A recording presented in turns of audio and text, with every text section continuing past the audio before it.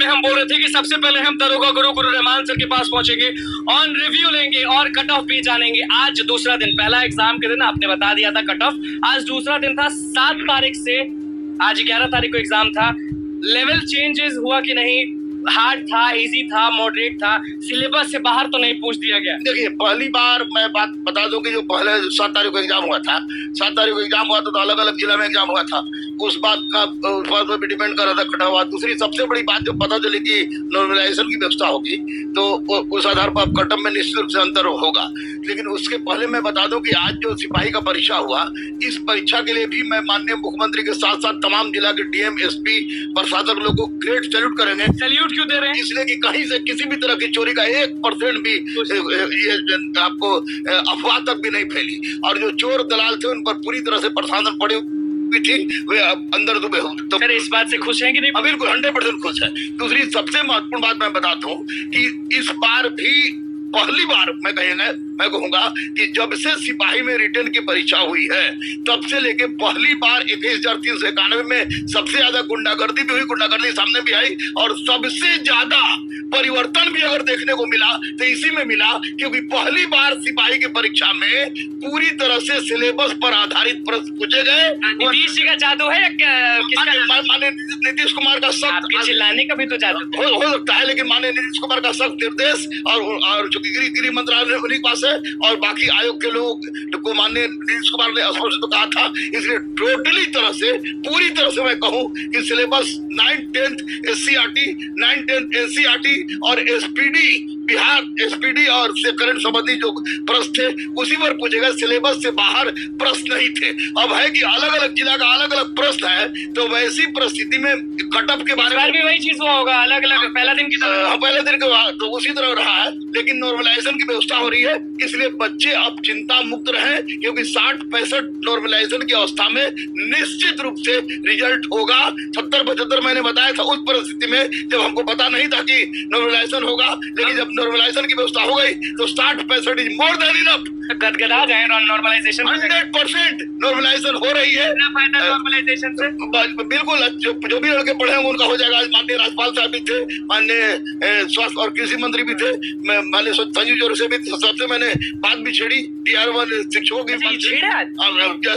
सम्मानित भी हुआ मैं, और छेड़ा भी मैंने शिक्षकों के बारे में भी, जो ओवर एज है उनका सप्लीमेंट्री उनका बिल्कुल राज्यपाल साहब बिल्कुल सामने आप देखेंगे तो आप पूछेंगे भी, रिकॉर्डिंग भी हुआ है तो वो सब क्लियर हुआ है। निश्चित रूप से बच्चे अब तैयार हो जाइए, क्योंकि माननीय प्रधानमंत्री ने जिस तरह का बिल लाया है और जिस तरह के बिल को माननीय नीतीश कुमार ने पटल पे उतारा है, अब किसी चोर और दलाल की औकात नहीं कि आपके साथ खेलना चाहेंगे। कि राज्यपाल से आप TR1, TR2, TR3 के बारे में बोले थे, तो 1-2 में क्या सप्लीमेंट्री के लिए कुछ 1-2 में तो सप्लीमेंट्री की बात नहीं बोले, लेकिन उन्होंने कहा कि आपके सारे 12 पॉइंट को मैं देखूंगा, जो हम लोगों को लेटर दे दिए क्या राज्यपाल को, और बोले कि सब देखूंगा और देखने के बाद जो भी होगा बच्चों के हित में करेंगे। हम लोग कटिबद्ध हैं। सर कल शिक्षक अभ्यर्थी और कुछ छात्र नेता UPSC ऑफिस के बाद हंगामा करने वाले, वो उससे देखिए, शिक्षक अभ्यर्थी हो या छात्र नेता हो, कोई हंगामा करेगा तो उससे मेरा कोई लेना देना नहीं है।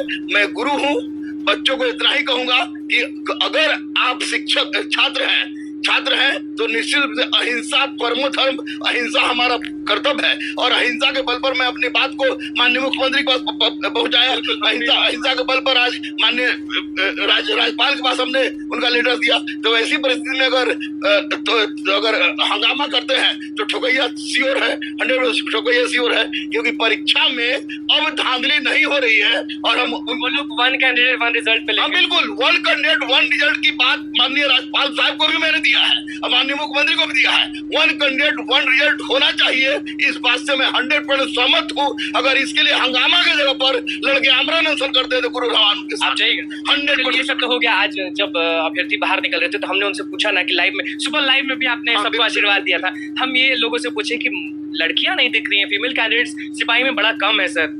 नहीं लड़कियां हैं, लड़कियों का सीट भी माननीय मुख्यमंत्री ने रिजर्व कर दिया है।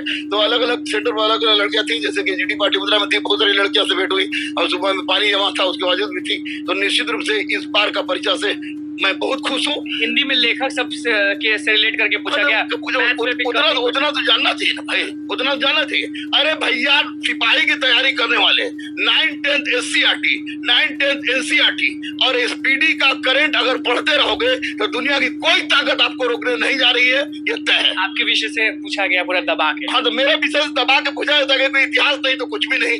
इतिहास नहीं तो कुछ भी नहीं। वैसे ही सिपाही में गुरु रहमान सर का नाम ना आए तो हो ही नहीं सकता। वर्दी में गुरु रहमान का नाम नहीं आया, नहीं हो सकता है, क्योंकि जैसे भालू फूकता है मुटाने के लिए, उसी तरह गुरु रहमान आशीर्वाद देता है वर्दी पहनाने के लिए। लाइव में भी हम देख रहे थे कि आप आशीर्वाद दे रहे थे और आपका नाम बहुत ही आज ये था, कसमुकस का दिन था मेरे लिए, क्योंकि दधीजी देदान का दिन था और वैसी परिस्थिति माननीय राज्यपाल साहब से भी मिलना था, तो और भाग दौड़ था। और बच्चों का सबसे बड़ी बात थी कि बच्चों के जो शिक्षक थे उनके 12 पॉइंट को देना था, तो मैं राज्यपाल के पास गया और उनसे कान में बात की, आपको वीडियो में कैसे कर लेते सर, मतलब कि बाकी टीचर नहीं जाता है राज्यपाल सब।